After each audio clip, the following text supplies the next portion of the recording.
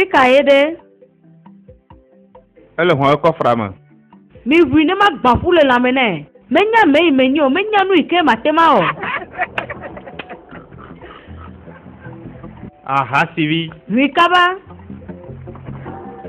Oui.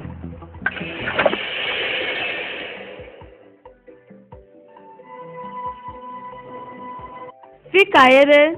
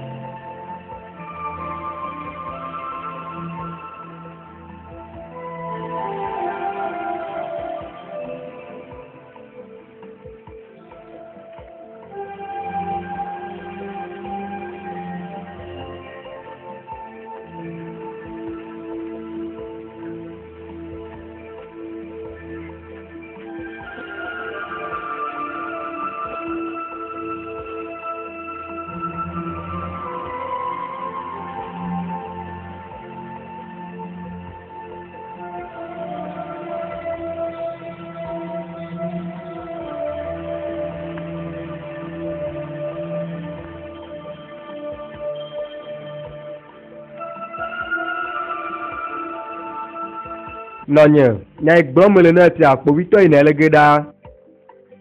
Matu ƒe ɖe na be nyikɔ ƒo ɖi gbalo ta o. Ela gatu ga ɖe sia ɖe ke tɔ nye zã ɖe ta. Ega ma be flanvi ɖeka teti ma tiɛŋti ye wòadzo. Kaka dze kpovitɔ be amegã hã eda asi ɖe nyaya dzi. Enye fiasi gã na fiadu ya nye mexɔe dzi so. Nonye. Game nye sia be na ʋli na naƒe dzena mewu nenema.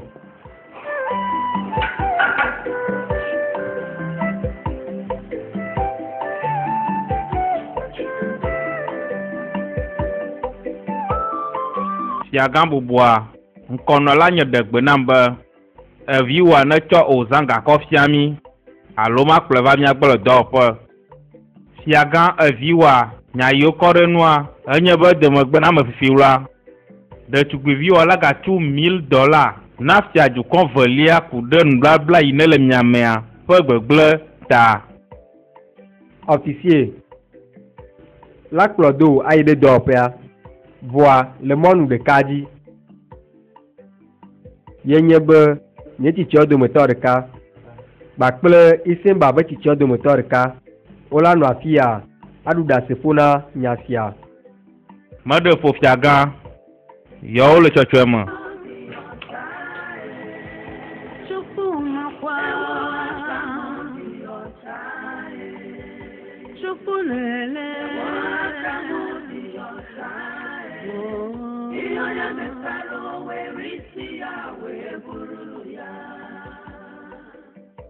Agbanyeghị ihe ọnụ na-ekwu adịghị m njọ nke m na m gata mmadụ ewo.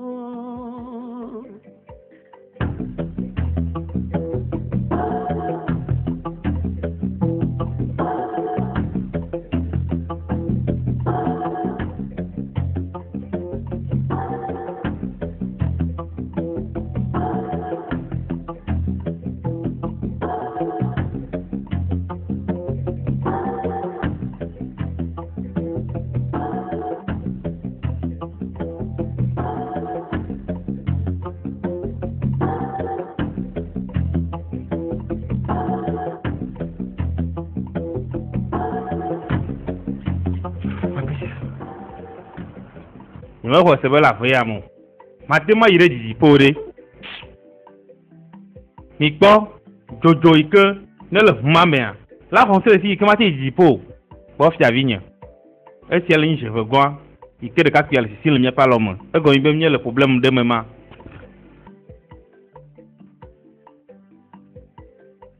Taflatse, be míate o tempo popo ye mía ɖe ƒe dzidzia dzia.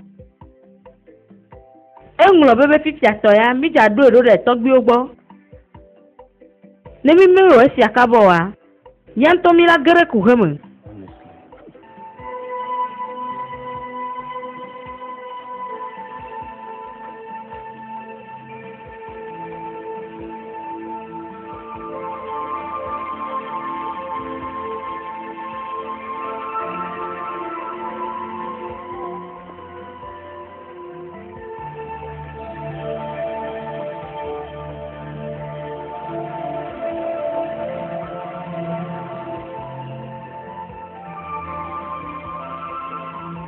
Fiaga, abale ne le kpoma, titsi aɖeke mele vavam o.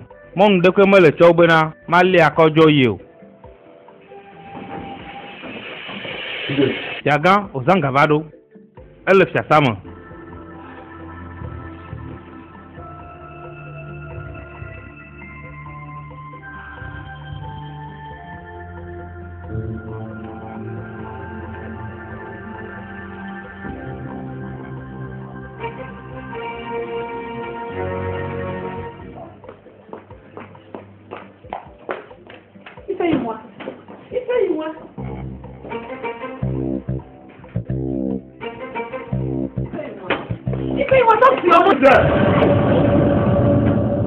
Mede kuku. Yelo lem. Tafla chenami. Enyenya me ne onwa. Ma vunde chere gome.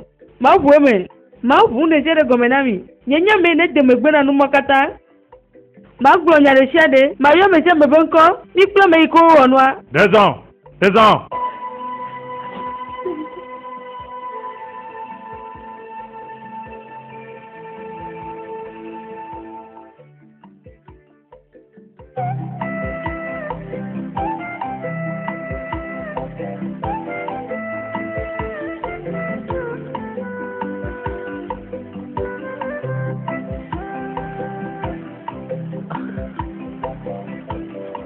Akpe.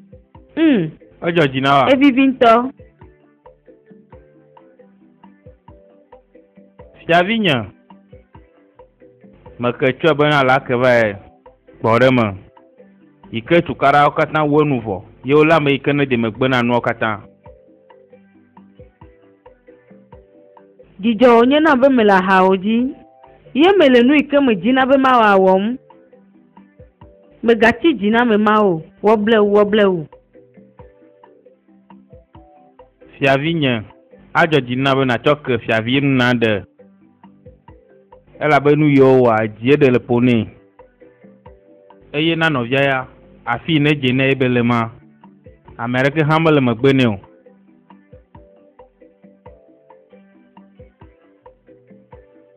Matsi ake fiavi na ɖe wo ŋutɔ nenya. Vɔ abe ale me gblẽ tsã le fifi miame dzi la nɔ hawo dzi. Anɔ nu yike miame gbalo miɔna wɔm. Abe manɔ akpavi siwo mem. Manɔ anyi ɖo tɔto. Manɔ kpɔm nana akpati. Makplɔ do yi ɖa gblẽtɔ hã. Meke susu ne bena nenyi be ame aɖe ɖo gakpoa. Yeƒe kuhiwo katã vɔe ma. Gake vɔ tɔ ya tu vovoe. Ne kpɔ hotsi, ne kɔnkume, ne zɔmɔ. Woawo ya va le afia le kɔƒetɔ ƒe nu ɖum.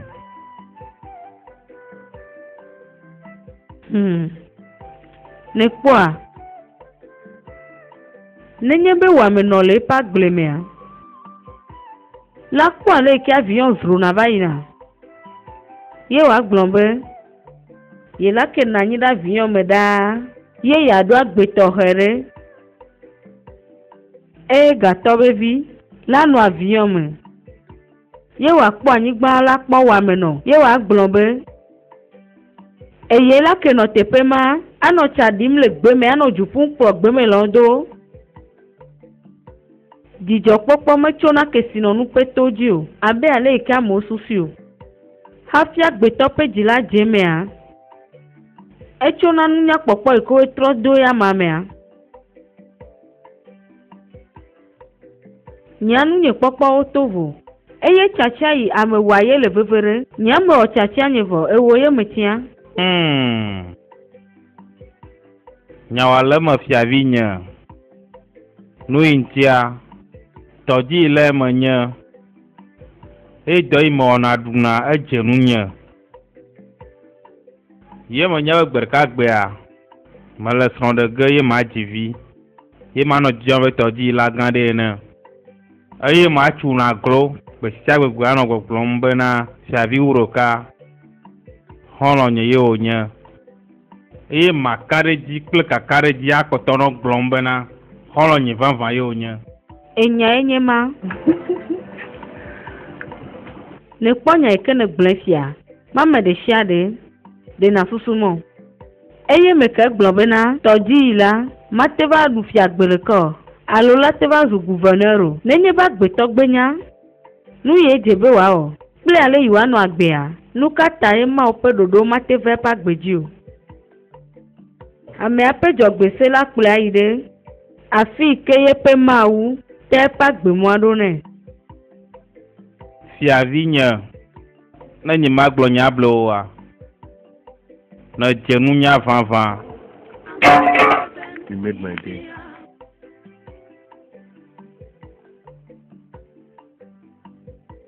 me kwese be nye le toto ige nenye be mi makpa bwa okay nyo edo ji nye be ma do akpa na o Titan. Ah.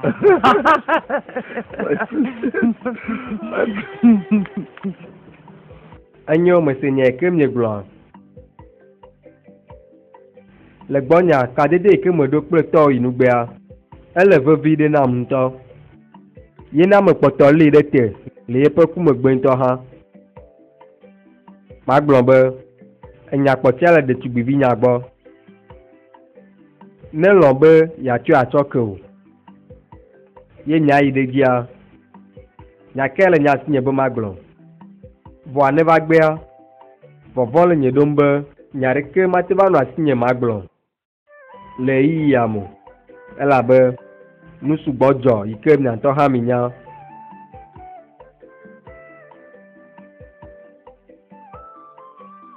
makare jibe le nyonyoge na di magale do ki mo chuga me ko vanya nya tepe law ayo tan de jibe no jala tu fere nu yo ata ta mo khose makare jibe le nyonyoge abale me gblecha de si ade poto ti vinye pasime ne le ve pon poku de a enya si okata nu lavo pamnyo hamnyavo akpe na okaka si aga ejo jinam akpe na ovinye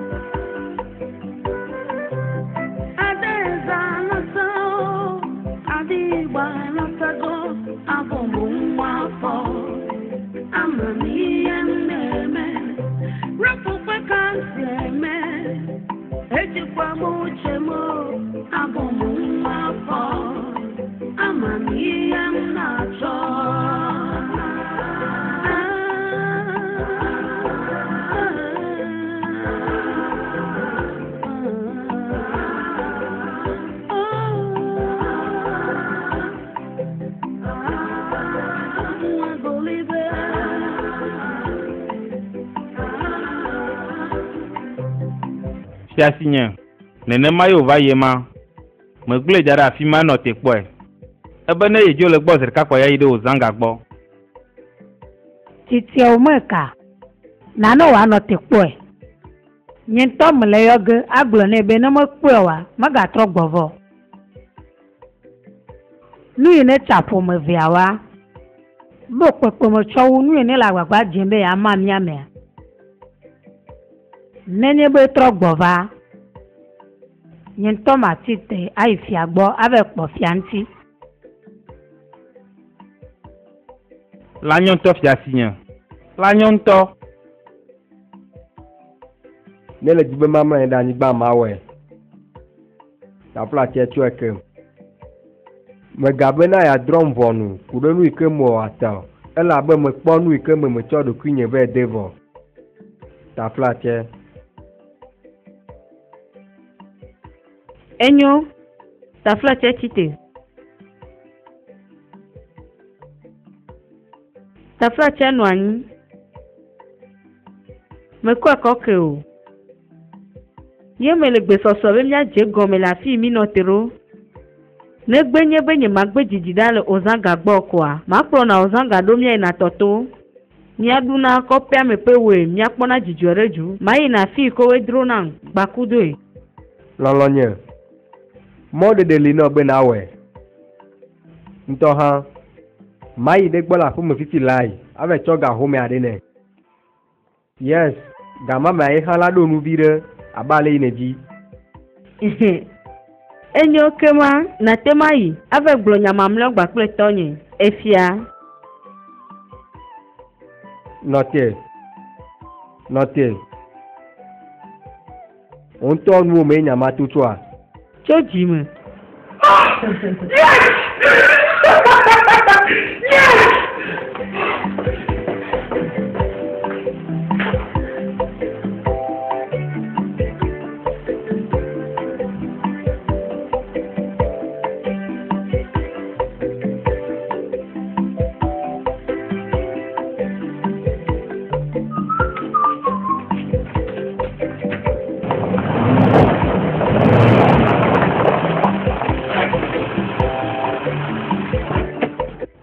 Chavigne. Ozanga. Chavigne. Nye komi gbadogo la ti de kake. Ma be le tezia ba komme. Ne kwa ebe le ojim le ba haji. Hati ya tema no dijome. Na ne me mayo. Haji nye sebe nye me mayo. Me va be ma va nya ne ne hia. Ne ma va de le bank va now. Chavigne bubwa. Pe bubu ikeme do na wa. Nde share ikene kan Chavigne onwa. Ni matema do ligba kple ga la me are gbo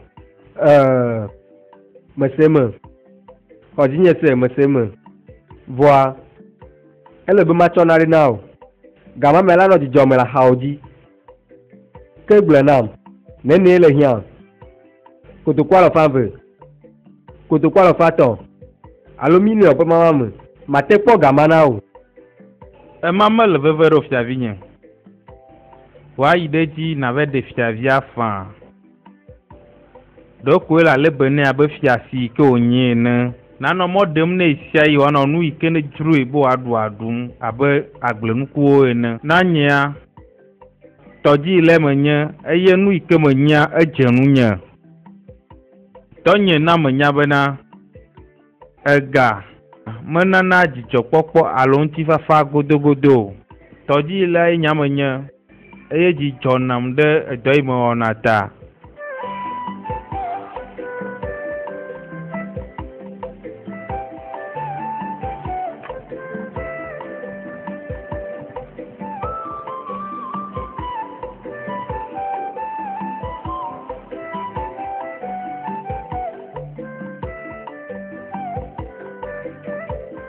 nenye nenema po ebe veme akpetonye imoji pe konwa ye le vevere le konu ka tampo o me chowu pe magbea de ka kura cho goro pe 3 yo la sugbon ana ede tepe ame iwa pato ana gbogbo mbo yo va biota wa de o eye ame ike pe goro e ne cho va cho fiami la ni no pe a zireka ame menye sron we ma ela be goro ma emye ja cho adogbera e nya madu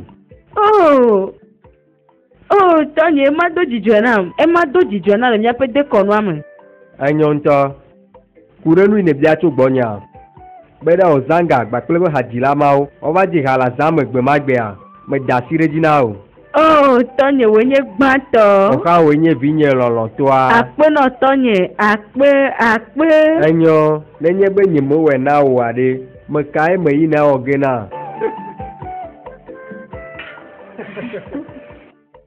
de kakpu vinye edilenye joma le gbegbe azua toto we diti mamle ko happy kwa ele mo vane no nye jilenye joma le gbegbe no nyubo ejila joto nye la fi ko ole a eye ti akwa dodo ha so gbe ma betu gbevinya yes fofonye jilenye jom jejere nu o akpe na o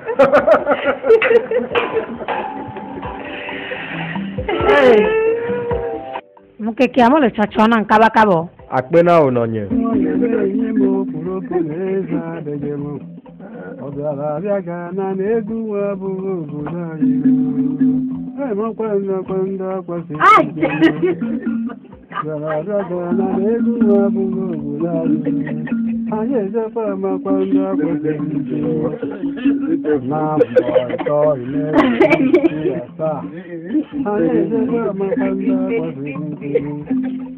Onya de tawari ma to lo ma tan sa ye ha ye de ko ma kwanda ko bi ya ha ya ye ba la ya ga na me bu abu go bu ra ye ha ye de ko ma kwanda ko bi no na boy to no ye ji ya sa ha ye de ko ma kwanda ko bi no ya la ya ga na me bu abu go bu ra ye ha ye de ko ma kwanda ko bi con nhớ thì có thì có nó mà con bao à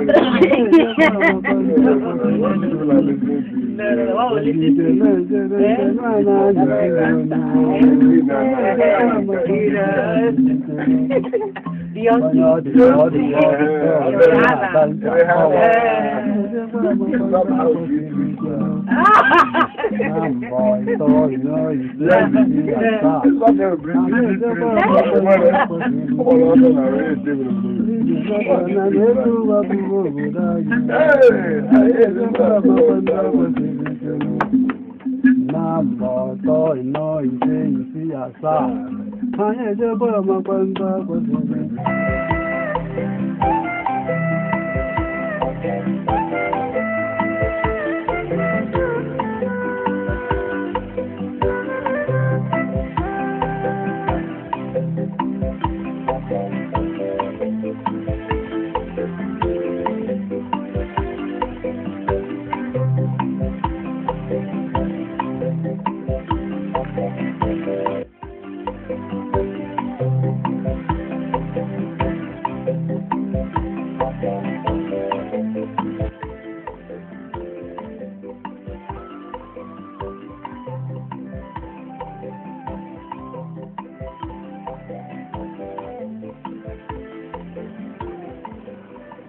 Holon nye vevie uroka le srɔ̃ɖege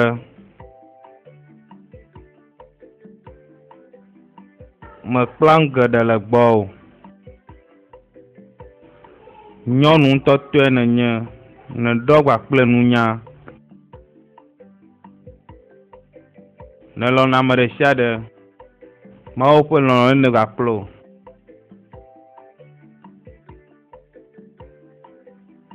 Mebia fafa nɔ le srɔ̃ɖeƒe o.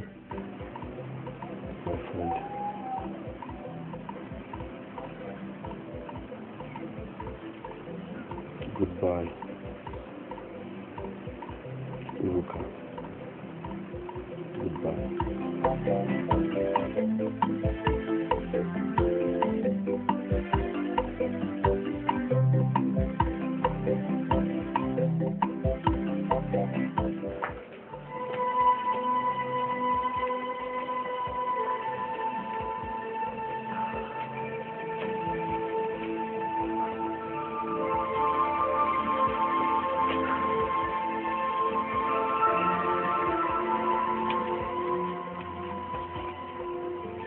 Avigne ame ɖe sia ɖe le gbesɔsɔ miaƒe towo na anyi ɖe afi ma vɔ ye woa ne va le nugɔme le afi ya megbe be mavɔ azɔ agble nam nu kawo me ne va le afi ya.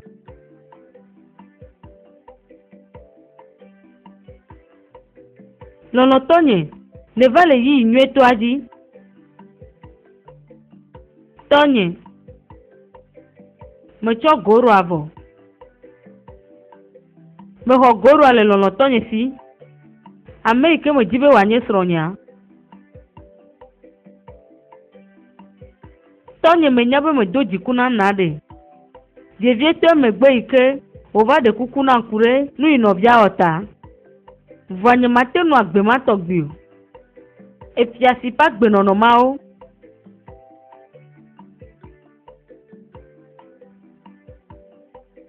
Medzila nɔ agbe simple abe nyɔnu mamlawo ene. Medzila nɔ dɔ wɔm le agble me. Mado kadede kple wɔamenɔwo ne mavo le ɖokuinye me. Medzi be mava nɔ ti akpa kple srɔ̃nye. Mebɔ ga gbogbo ɖo ga me ke me le dɔ wɔm le Amerika.